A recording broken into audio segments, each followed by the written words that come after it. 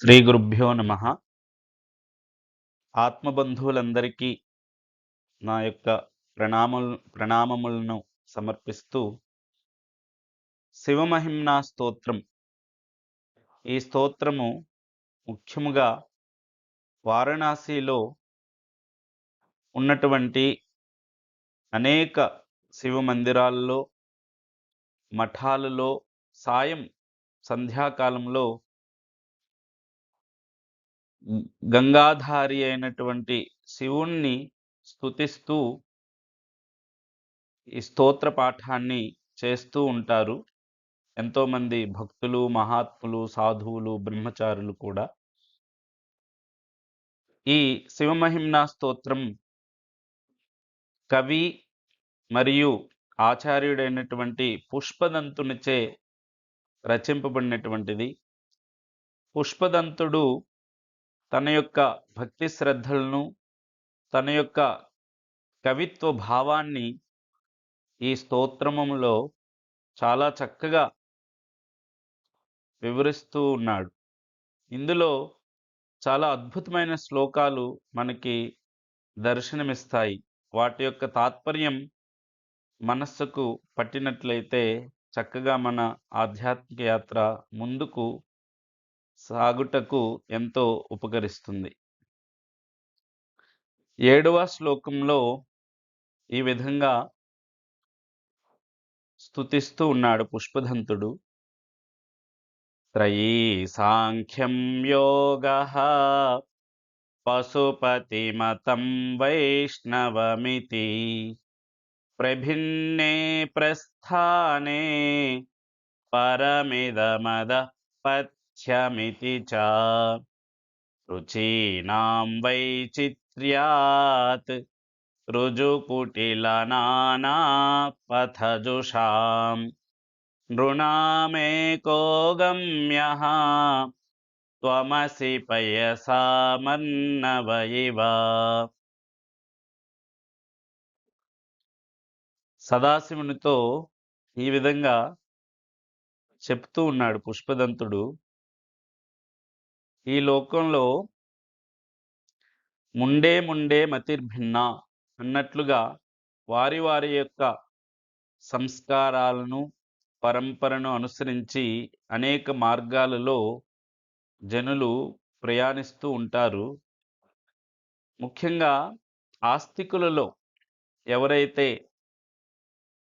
ఈశ్వరుణ్ణి విశ్వసిస్తూ పాపపుణ్యాలకి లోబడి తన యొక్క దినచర్యను సాగిస్తూ ఉంటారో వారిలో కూడా మనకు అనేక మార్గాలు గోచరిస్తూ ఉంటాయి.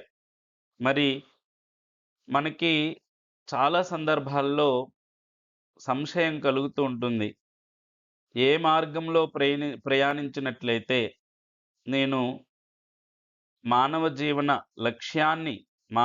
జీవిత లక్ష్యాన్ని పొందగలను అనే సంశయం కలుగుతుంది. ఎందువలనంటే భారతీయ సంస్కృతిలో, హైందవ సంస్కృతిలో అనేక సంప్రదాయాలు, అనేక మార్గాలు మనకి గోచరిస్తూ ఉంటాయి. ఇటువంటి సందర్భంలో ఇతర మతాల్లో ఇటువంటి భేదం అనేటువంటిది ఎక్కువగా కనిపించదు. కానీ భిన్నత్వే సతి ఏకత్వం, అనేక భేదాలలో కూడా అభేదాన్ని చూసేటువంటి తత్వం మన హైందవ సంస్కృతిది. కాబట్టి ఇక్కడ పుష్పదంతుడు ఈ విధంగా చెప్తూ ఉన్నాడు. త్రయీ సాంఖ్యం యోగః. త్రయీ అంటే వేదత్రయీ అని అర్థం. అంటే ఋగ్వేదము, యజుర్వేదము, సామవేదము అని అథర్వ వేదము 4 వేదాలు. కానీ ముఖ్యంగా 3 వేదాలని వేదత్రయీ అని శాస్త్రాల్లో చెప్తూ ఉంటారు. త్రయీ అంటే ఋగ్వేదము, యజుర్వేదము, సామవేదం.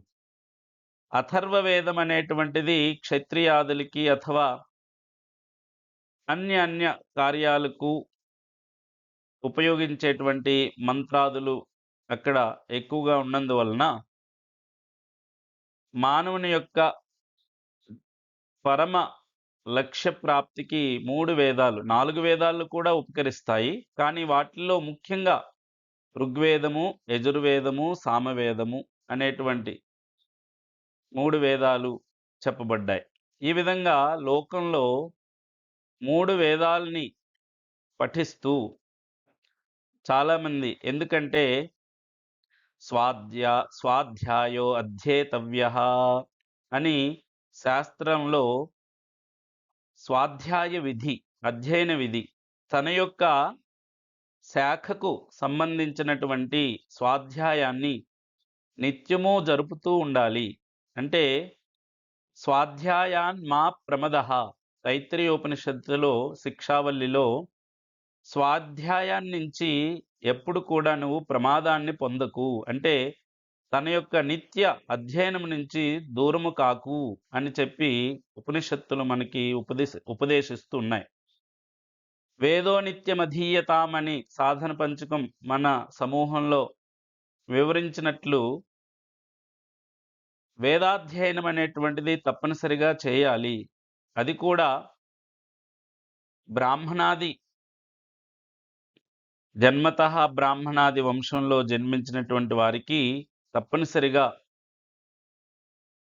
వేదాధ్యయనం చేయాలి అని శాస్త్రాలు ఘోషిస్తూ ఉన్నాయి. కాబట్టి లోకంలో అనేక మార్గాల్లో త్రయీ అంటే వేద మార్గము అని అర్థం. అంటే వేదాలని అనుసరించి ప్రయాణించేటువంటి వారు, అంటే వైదికులు వేదమే శ్రేష్టమని, అదేవిధంగా వేదాలని అనుసరించి వచ్చినటువంటి శాస్త్రాలు ఏవైతే దర్శనాలు అని అంటాం. దర్శనము అంటే వేదాంత దర్శనం. వేదాంత దర్శనము అంటే ఆస్తిక దర్శనాలు, నాస్తిక దర్శనాలు అని. అసలు దర్శనాలు, వేదాంతం కూడా దర్శనాల్లో ఒకటి. వైదిక దర్శనాలు అంటారు వాటినే ఆస్తిక దర్శనాలని కూడా అంటారు. ఎవరైతే ఈశ్వరుణ్ణి విశ్వసిస్తారో, ఎవరైతే వేదాలను ముఖ్య ప్రమాణంగా స్వీకరించి తన యొక్క జీవనాన్ని ముందుకు సాగిస్తారో, అటువంటి వారందరూ కూడా ఆస్తికులు, లేదా శాస్త్ర ప్రకారంగా వైదిక దర్శనాలు అంటే వేదాన్ని ప్రమాణంగా స్వీకరించి రచింపబడినటువంటి శాస్త్రాలు ఏవైతే ఉన్నాయో వాటిని దర్శనాలు, అంటే వైదిక దర్శనాలు అంటాం. ఇక్కడ దర్శనము అంటే దృశ్యతే, జ్ఞాయతే, అవబుధ్యతే యథార్థతత్వం ఏన తద్దర్శనం. దేని చేత అయితే ఈ సంసారంలో యథార్థతత్వము తెలియబడుతుందో, అవబోధము కాబడుతుందో, దర్శింపబడుతుందో అది దర్శనము అని మనకి దర్శన శాస్త్రాల్లో ప్రారంభంలోనే చెప్పబడింది. అంటే సంసారంలో అనేక తత్వాలు, మనకి పదార్థాలు గోచరిస్తూ ఉంటాయి. గోచరించినవన్నీ కూడా, పైకి కనిపించినటువంటివన్నీ కూడా యథావత్గా సత్యము కాదు. కాబట్టి వాటి యొక్క అంతర్నిహితమైనటువంటి యథార్థ తత్వాన్ని తెలియజేసేటువంటిదే దర్శనము. అంటే తత్వ సాక్షాత్కార ఏన జాయతే తద్దర్శనం. దేని చేత, దేని వలన తత్వ సాక్షాత్కారము మనకు కలుగుతుందో అదే దర్శనము అని. ఈ దర్శనాలన్నీ కూడా మానవుని యొక్క మస్తిష్కంలో పుట్టేటువంటి అనేక జిజ్ఞాసలు, అంటే సంశయాలు, తెలుసుకోవాలి అనేటువంటి జిజ్ఞాస ఏదైతే ఉంటుందో వాటి వలన ఈ దర్శన శాస్త్రాలు, మన యొక్క ఋషులు ఎప్పటి నుంచో వేల సంవత్సరాల ముందు నుంచే తపస్సును చేసి జగత్తుని సంసారాన్ని, ఈ ప్రపంచమును పరీక్షించి మనుష్యునికి, మానవునికి పరమ శాంతిని చేకూర్చటానికై దర్శన శాస్త్రాల్ని వాళ్ళు ప్రవర్తింపజేశారు. ఆ విధంగా ఇక్కడ 3 వేదాలు, మనం 3 వేదాలు అంటే కేవలం 3 వేదాలే కాదు, 4వ వేదం కూడా ఇక్కడ తీసుకోవచ్చు. త్రయీ అంటే ఋగ్వేదం, యజుర్వేదం, సామవేదం, ఈ మూడిటికి త్రయీ, వేదత్రయీ అని పేరు. తర్వాత శాస్త్రాలు సాంఖ్య దర్శనం, కపిల మహర్షిచే ప్రవర్తింపబడినటువంటిది సాంఖ్య దర్శనం. ఈ సాంఖ్య దర్శనంలో 25 తత్వాల గురించి చక్కగా వివరింపబడి ఉంటుంది. అదేవిధంగా యోగ, పతంజలి మహర్షి చే రచింపబడినటువంటిది యోగ దర్శనం. మనము కేవలం ప్రాణాయామము, ఆసనాలు ఇంతవరకే సీమితం కాదు యోగ శాస్త్రం. యోగ శాస్త్రంలో కూడా యోగ సూత్రాలు ఏవైతే 4 పాదాల్లో కూర్చబడి ఉన్నాయో, పతంజలి మహర్షి చేత రచింపబడినటువంటి యోగ సూత్రాలు, సమాధి పాదము,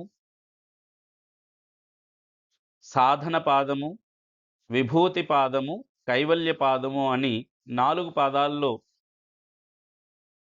అష్టాంగ యోగములు, యమ, నియమ, ఆసన, ప్రాణాయామ, ప్రత్యాహార, ధ్యాన, ధారణ, సమాధి అనేటువంటి 8 యోగ ప్రక్రియల గురించి మనకి తెలియజేయబడింది. ఈ యోగ శాస్త్రానికి కూడా భాష్యము, వార్తికము, అదేవిధంగా అనేక ఉపవ్యాఖ్యానాలు కూడా ఉన్నాయి. అటువంటి యోగ శాస్త్రము పశుపతి మతం. పశుపతి మతం అంటే పశుపతి నామ పశూనాం పతి, పశుపతి శివ. పశుపతి అని మనం నేపాల్ దేశంలో పశుపతినాథ మందిరం గురించి మనందరికి కూడా తెలుసు. పశుపతి అని శివునికి ఒక పేరు.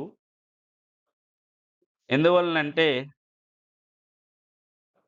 బ్రహ్మ సృష్టికర్త, పాలనకర్త విష్ణువు, సంహారకర్త శివుడు. కాబట్టే ఆయనకి పశుపతి, పశూనాం పతి. పశువు అంటే సమస్త ప్రాణి అని అర్థం. సమస్త ప్రాణుల్ని పశువులుగా చెప్పబడింది.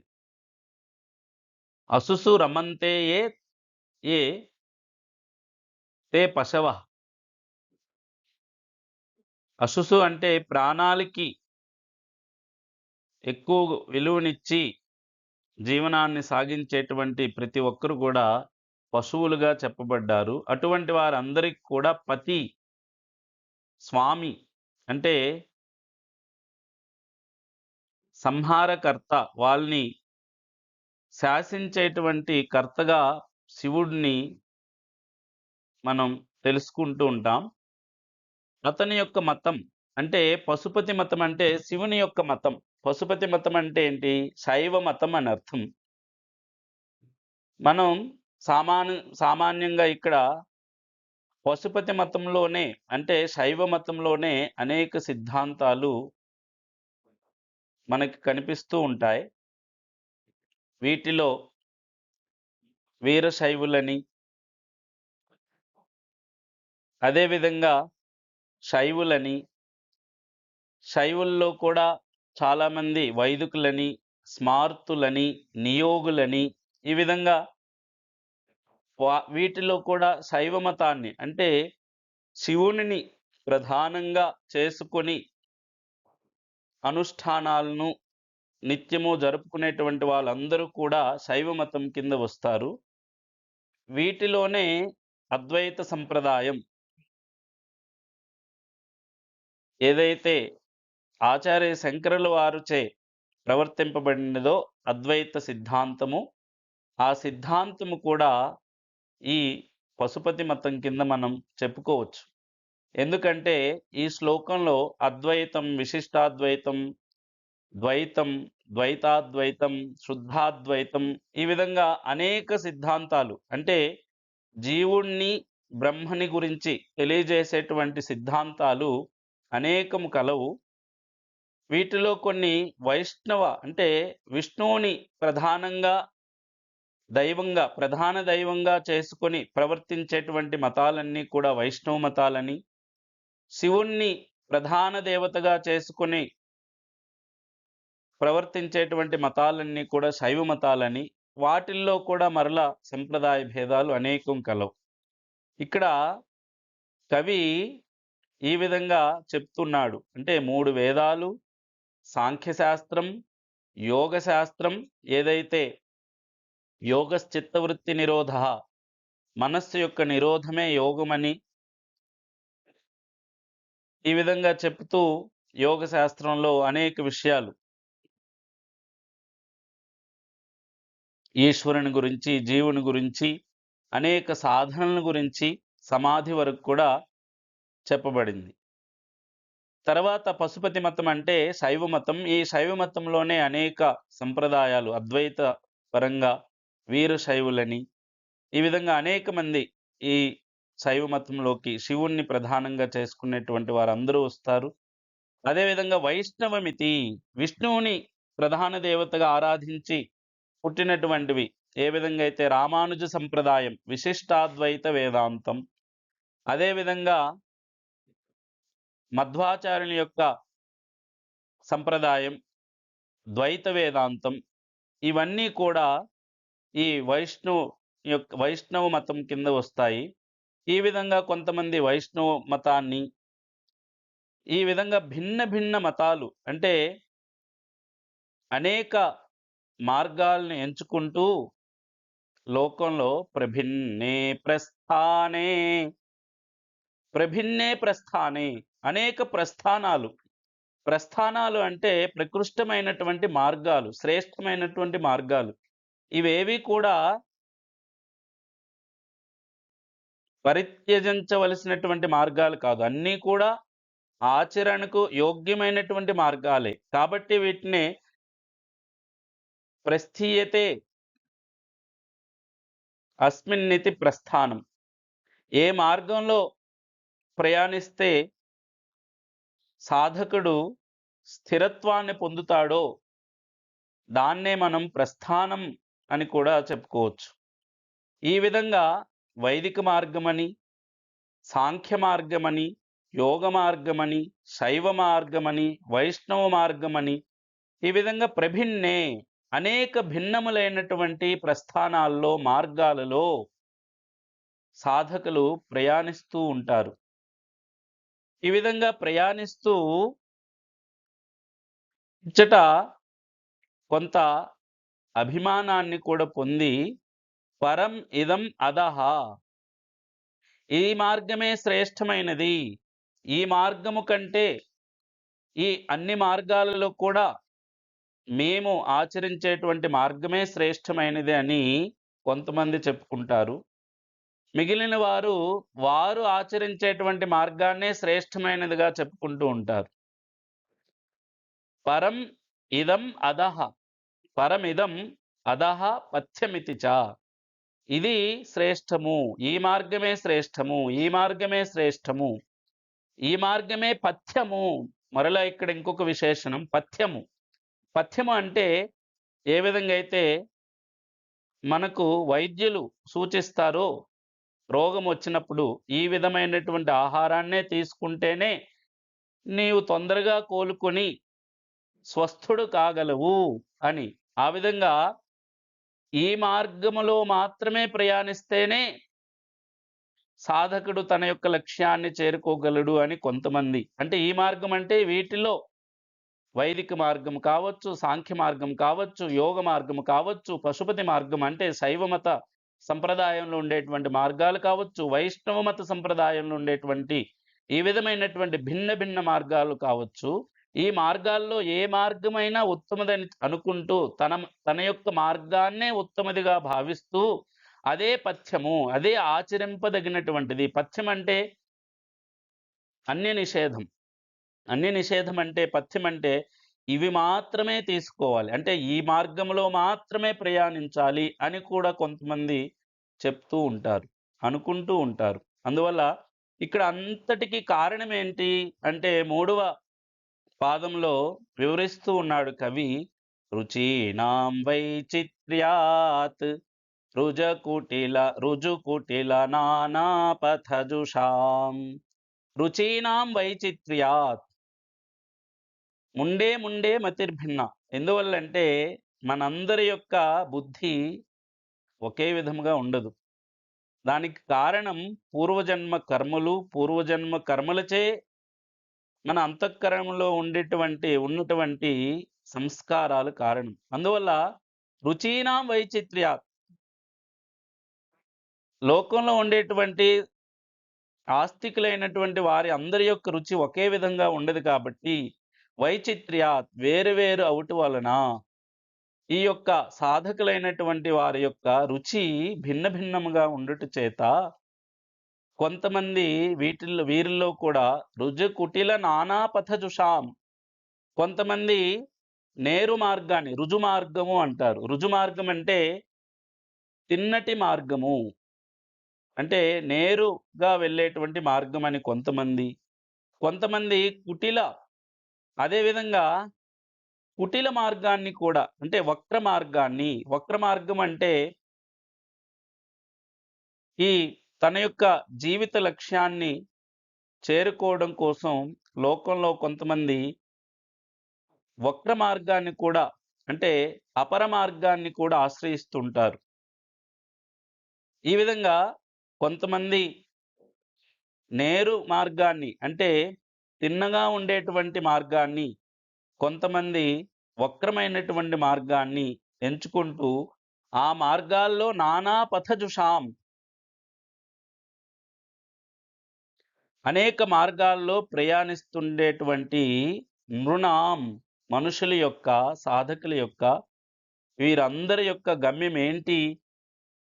ఈ విధమైనటువంటి భిన్న భిన్న మార్గాల్ని ఆశ్రయిస్తూ భిన్న భిన్న రుచుల్ని కలిగి కొంతమంది తిన్నటి మార్గంలో అంటే స్ట్రైట్ మార్గం ఏదైతే ఉంటుందో తత్వాన్ని తెలుసుకోవడానికి, కొంతమంది అది తెలియనటువంటి వారు వక్ర మార్గాలను కూడా ఆశ్రయిస్తూ ప్రయాణిస్తూ ఉంటారు. కానీ నృణామేకో గమ్యః. ఇటువంటి వారందరి యొక్క మనుష్యుల యొక్క గమ్యం ఏంటయ్యా అంటే ఈ శ్లోకంలో వివరిస్తున్నాడు. త్వమసి, త్వమసి హే పరమశివా, నీవే కదా వీరందరికి కూడా గమ్యము, చేరుకోవలసినటువంటి వాడివి నీవే. అసి నీవే అయి ఉన్నావు. ఏ విధంగా అయి ఉన్నావు అంటే పయసాం అర్ణవ ఇవా. పయసాం అంటే నదులు, పయః అంటే జలము అని అర్థం, నీరు అని అర్థం. పయసాం అంటే పయస్సును కలిగినటువంటివి, ఎక్కువగా నీటిని కలిగినటువంటివి నదులు అని అర్థం.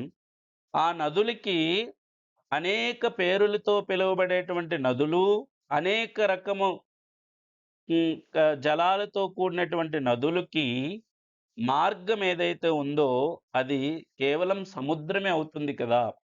అంటే నీటితో నిండినటువంటి నదులన్నిటికి కూడా ప్రవహించేటువంటి నదులన్నిటికి కూడా అర్ణవః అంటే సముద్రము.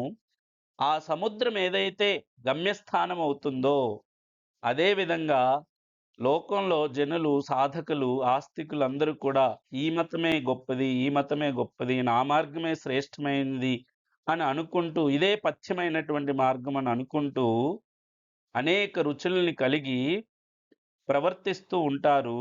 కానీ వీరందరికీ మార్గం మాత్రం నీవే కదా. ఏ విధముగా అయితే నదులన్నిటికి కూడా సముద్రమే మార్గం అవుతుందో అదే విధముగా హే పరమశివ, ఏ మార్గాన్ని ఆశ్రయించినప్పటికి కూడా చివరికి గమ్యము నీవే అని ఈ శ్లోకంలో చక్కగా శాస్త్రాలన్నిటినీ ఉదాహరిస్తూ కవి పరమశివునికి పరమ లక్ష్యంగా చేసుకొని పూజిస్తూ ఉన్నాడు. ఈ విషయాన్ని మీకు తెలియజేయాలని అనుకుంటూ మీ అందరికీ మరి ఇంకొకసారి ప్రణామాలను తెలియజేసుకుంటూ హరి ఓం.